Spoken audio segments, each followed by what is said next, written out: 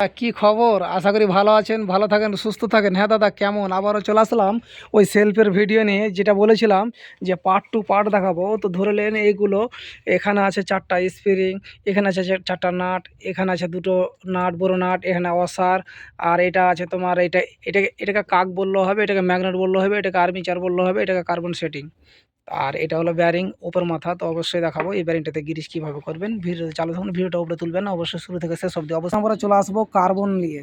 4টা spring carbon কিভাবে setting করবেন অবশ্যই ভিডিওর মাধ্যমে দেখতে পাবেন। তো এটা ওয়াশ করে নিয়েছি পুরোটা পার্টস, জুড়ে থাকেন দেখাচ্ছি। তো প্রথমে স্প্রিং হাতে নিয়ে নিতে হবে, অল্প একটু হালকা করে বড়ো করে নিতে হবে। তারপরে স্প্রিংটাকে এভাবে গ্রুপে ভরতে হবে, এভাবে চাপ দিতে হবে হালকাভাবে, কিন্তু এটা খেলবে এভাবে। ঢুকে গেল ফাইনালি।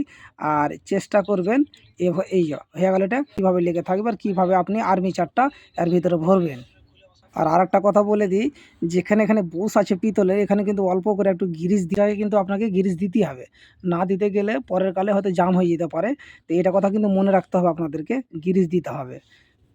তো খুলতে যে আপনারা দেখে শুনে খুলবেন। আমার হাতে এত জোরসে লেগেছে সীমার বাইরে। তুমি যাক, ওসব কথা যাক। তো আমার ফাইনালি কার্বন বসা হয়ে গেছে। এবার কি করবেন, আর্মিচারের যেটা নিচ সাইডটাতে এখানে অল্প কিন্তু ভাবে আমি গিরিশটা দিচ্ছি, ওভাবে আপনাদেরকে দিয়ে দিতে হবে। তবে আপনার সব থেকে ভালো হবে যেভাবে আমি দিলাম। তো ফাইনালি কিন্তু গিরিশ দিয়ে দিলাম, আর 2টা মাল কিন্তু আমার হাতে ফিট। তো আমাকে কি করতে হবে, সেন্টার টু সেন্টার এভাবে ভরে দিতে হবে। তো রিয়ালি হয়ে গেল। এবার এবার কিন্তু এখানে কার্বন ছাড়াতে হবে এভাবে। কার্বনকে চারোটাকে এভাবে কিন্তু ছাড়িয়ে নেবেন। ছাড়ার পর কি হবে, যদি কোনো কারণে কোনোটা যদি না উঠে, তো কিছু মারতুলের সাহারা দিয়ে কার্বন উঠে গেল। ওঠার পর কিন্তু এখন কার্বন কাজ করবে, যেভাবে কাজ করছে ওভাবে কিন্তু অবশ্যই করবে। তো ফাইনালি আমার চারো সাইড হবে ম্যাগনেট। তো ম্যাগনেট কীভাবে বসাবেন, ভিডিওতে চালু থাকেন, ভিডিও উপরে তুলবেন না, অবশ্যই শুরু থেকে শেষ অবধি অবশ্যই দেখবেন, আমি দেখাচ্ছি। এই একটা কী হয়েছিল, একটা গাডার খুলে গেছিলো। গাডারটা কী করবেন, এভাবে ভরে দেবেন না, কথা সিস্টেমে কিন্তু কাজ দেখবেন। তো কীভাবে ভরবেন, তো যেটা বেশি করতে আছে ওটা কিন্তু ভিতরে যাবে, যেটা ছোটো করতে আছে ওটা কিন্তু বাইরে থাকবে। তো কীভাবে ভরবেন, এভাবে শর্টকাটে কিন্তু ঢুকে যাবে, কিছু হ্যারেস মানবেন না, বাস। এবার একটা গ্রুপ আছে, গ্রুপে কীভাবে মিলাবেন ওটাও দেখাচ্ছি।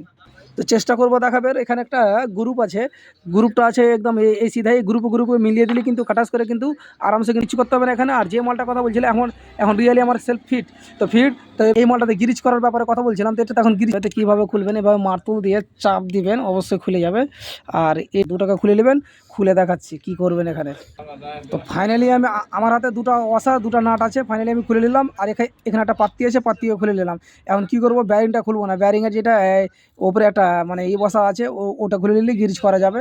তো দেখেন আমি খুলছি। তো ফাইনালি আমি খুলে নিলাম, আপনাদেরকে দেখাবো। এভাবে ভরে একটু চাপ দিলে কিন্তু খুলে যাবে। তো আমার খুলে গেছে, ব্যারিংয়ে কোনো গিরিজ নাই।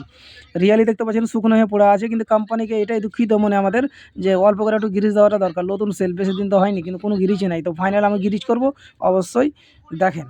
তো গিরিজ করবেন কীভাবে, এভাবে যেভাবে আমি করছি, এভাবে প্রত্যেক সাইডে এভাবে যে চেপে দিতে হবে, গিরিজটা অটোমেটিক হয়ে যাবে, দেখাচ্ছি। তো ফাইনালি কি করবেন, এইভাবে চারদিকে চাপ দিয়ে দিয়ে কিন্তু গিরিজটা খুলে নিতে হবে। এখন কি করবো, মুছে নিব, পাত্তিটা লাগাবো, দেখবেন। তো এভাবে নিয়ে নেবেন, পাত্তিটাকে এভাবে বসিয়ে দিবেন। তারপরে দু সাইডে দুটো কিন্তু নাট লাগবে, দেখাচ্ছি কীভাবে লাগাবেন। তো রিয়ালি এভাবে কিন্তু নাটটা লাগাবেন, চেষ্টা করবেন সব হবে, কিন্তু একটু অসুবিধা হবে, ছোটো নাট আছে।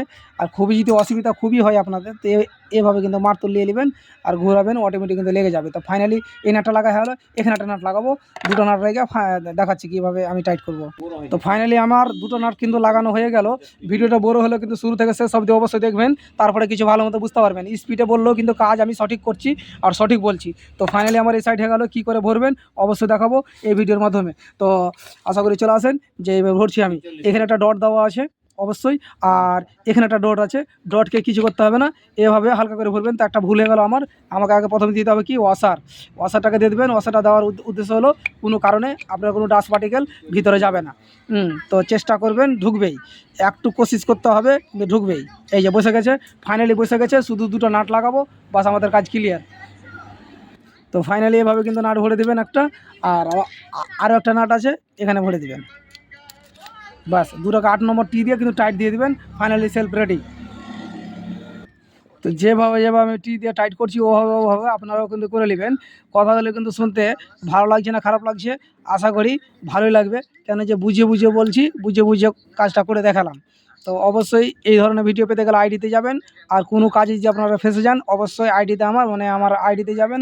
ওখানে কিন্তু আমার যে কোনো ভিডিওতে নম্বর দেওয়া আছে, অবশ্যই যোগাযোগ করবেন, ফাইনালি দেখতে পাবেন। তাই এখানকার ভিডিও করব না, অলরেডি ছাড়া আছে অনেকটাই, তো দেখে নেবেন। তো সবাইকে আশা করি ধন্যবাদ। আপনারা সব সুস্থ থাকেন, ভালো থাকেন, আর সবাই দেখে শুনে কিন্তু অবশ্যই গাড়ি চালাবেন, আর মিস্ত্রির দ্বারা ভিডিওগুলো দেখে কাজগুলো শিখবেন। তো খোদা হাফিজ।